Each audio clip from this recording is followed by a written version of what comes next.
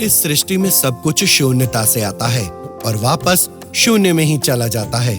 दरअसल इस चराचर जगत के अस्तित्व का आधार और इस संपूर्ण ब्रह्मांड का मौलिक गुण ही है एक विराट शून्यता, अर्थात शिवलिंग, जिसे शिवजी के प्रतीक के रूप में जाना जाता है। शिव ही वो गर्भ है जिसमें सब कुछ जन्म लेता है और फिर अंत में सब कुछ उन्हीं में समा जाता है।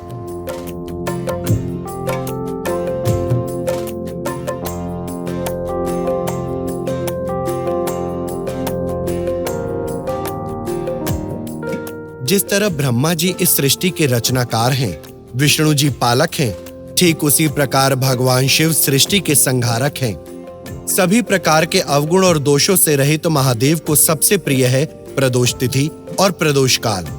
इस समय किसी भी स्वरूप में शिवजी की पूजा सबसे फलदायी समय बताया गया है। प्रदोष व्रत के जरिए भक्त शिवजी से अपनी मनोकामना को पूरी करने की अर्जी लगाता है। शिव शंकर ये अर्जी मेरी मान लो, शिव शंकर ये अर्जी मेरी मान लो, दर पे तेरे सवालिया घर आ गया। शिव शंकर ये अर्जी मेरी मान लो, शिव शंकर ये अर्जी मेरी मान लो। प्रदोष शब्द का अर्थ प्रदोषम से लिया गया है, जिसका अर्थ है पाप या अंधकार को दूर करना। अगर प्रदोष व्रत की बात करें तो हर महीने के शुक्ल पक्ष और कृष्ण पक्ष की द्वादशी और त्रयोदशी तिथि के मिलन को प्रदोष व्रत रखा जाता है, यानी यह अवसर महीने में 2 बार आता है। यदि प्रदोष काल की बात करें तो यह समय शाम को सूर्यास्त से 1.5 घंटे पहले और बाद के 3 घंटे तक का समय होता है। इस अवधि में भी सबसे विशेष होती है गोधूली बेला। गोधूली का आशय उस समय से है जब गाय चरने के बाद वापस धूल उड़ाते हुए लौटती हैं। प्रदोष काल शिव पूजा के लिए सर्वोत्तम माना जाता है।